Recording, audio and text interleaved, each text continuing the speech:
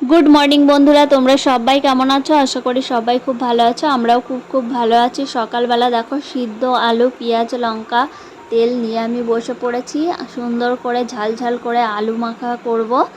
তো আলুটা আমি এরকম চটকে নিলাম, নিয়ে এবার ভালো করে আলুটা মাখবো। মেখে আমি খাবো আজকে পান্তা ভাত আলু সিদ্ধ দিয়ে। এখানে দেখো পান্তা ভাত নিয়ে আমি বসেও পড়েছি। পান্তা ভাতে একটু নুন, পেঁয়াজ আর লঙ্কা নিয়ে নিলাম, আর আলুর ভর্তাটা নিলাম। এবার একটু একটু করে মাখবো আর খাবো। এতটা গরম পড়েছে আর মনেও হচ্ছে না যে এই গরমে গরম ভাত খাই। তবে আমি সবার জন্য কিন্তু গরম ভাতই রান্না করেছি, আর আমার জন্য পান্তা রেখেছিলাম, মানে রাতে যে কটা ভাত ছিল তাতে জল ঢেলে রেখেছিলাম যে আমি খাবো এর জন্য। তারপরে পাপাকে স্নান করিয়েছি, স্নান করিয়ে এখন একটু রেডি করাচ্ছি, কারণ আজকে ওর ভ্যাকসিন আছে জানো তো, 3টে ইঞ্জেকশান দেবে আজকে। আমার তো ভালোও লাগছে না, আমি ভেবেছি সামনের সপ্তাহে, কিন্তু এখন ওর বাবা বলছে না না এই সপ্তাহতেই, আজকে বুধবার, আজকেই দেবে। তাই আমি স্নান করিয়ে রেডি করাচ্ছি। এখন সকাল 10:30 মতো বাজে।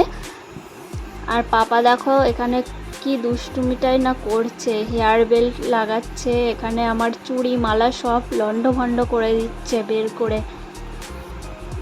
কি করব, রাখাও যাচ্ছে না, এইগুলো না দিলে ও চলে যাবে।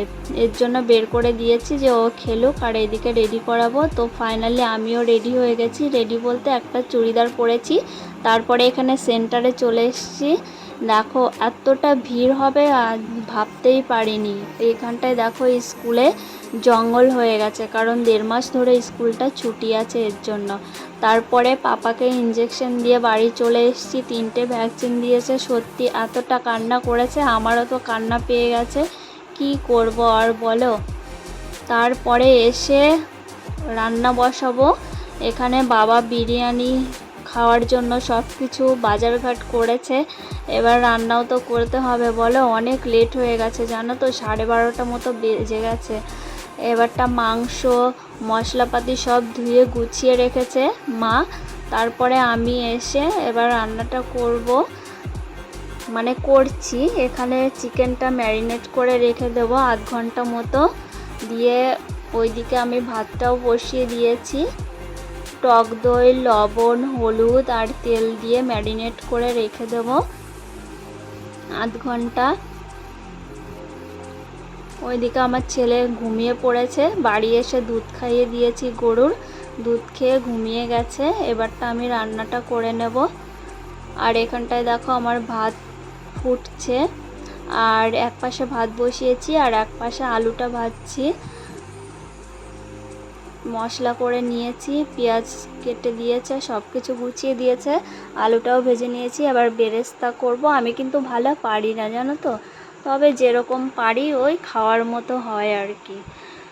এখানে দেখো ভাত আমার 80% ফুটে গেছে। এবারটা উপর দিয়ে দেবো, এর থেকে বেশি ফুটালে নরম হয়ে যাবে, পরে কাদা কাদা লাগবে, একটু ভালো লাগবে না খেতে। আর 3টে ডিম ছিল ঘরে, 3টে ডিম সিদ্ধ করে দিয়ে দিয়েছি এর মধ্যে। তারপরে এখানে তেজপাতা, জিরে, পেঁয়াজ দিয়ে ফোড়ন দিলাম। দিয়ে এবার মশলাগুলো দিয়ে দেব।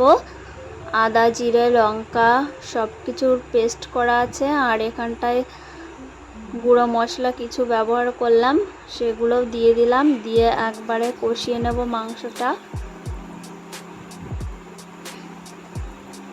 এক হাতে ভিডিও করতে গেছিলাম কিন্তু হচ্ছে না, এর জন্য আবার রেখে দিয়েছি ফোনটা সাইডে। আর ওইদিকে আমার তরকারিটাও হওয়ার মধ্যে প্রায় কমপ্লিট হয়ে গেছে।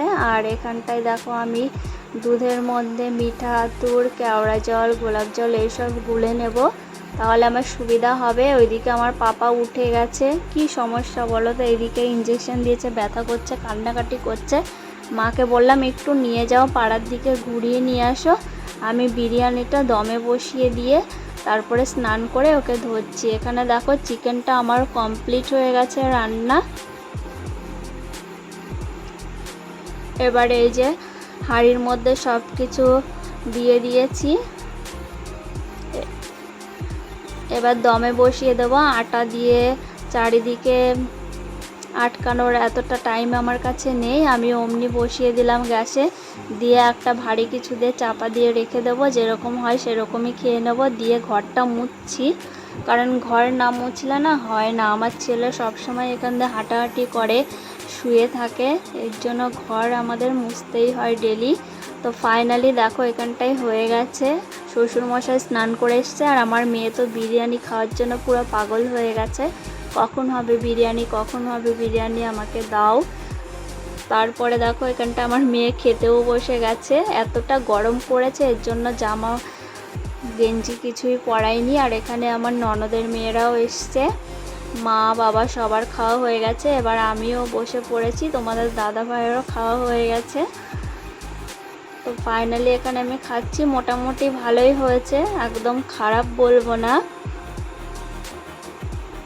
আর এখানে দেখো আমার পাপা কান্না করছে, কারণ ওর ব্যথা করছে, তো বলতে পারছে না, বুঝতে পারছি।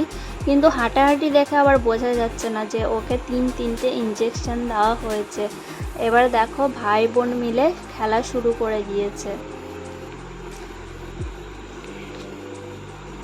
তবে আমার ছেলেকে দেখেছি অনেকবার ভ্যাকসিন দেওয়া হয়েছে, একবারও ও যে ব্যথা বলে শুয়ে থাকা কি বসে থাকা সেটা করেনি। ওকে দেখে মানে কেউ বুঝতেই পারবে না যে ওকে ভ্যাকসিন দেওয়া হয়েছে।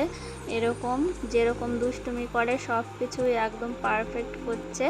আর এখানে দেখো বড়দের জুতোগুলো নিয়ে ও খেলা করছে, আবার দেখো পায়েও ঢোকায়, জুতো দেখলেই এরকম পায়ে ঢোকাবে। এইগুলো কি আরও পড়তে পারে বলো? তো আজকের ভিডিও এই পর্যন্ত। ভালো লাগলে একটা লাইক আর চ্যানেলটিকে সাবস্ক্রাইব করো। টাটা।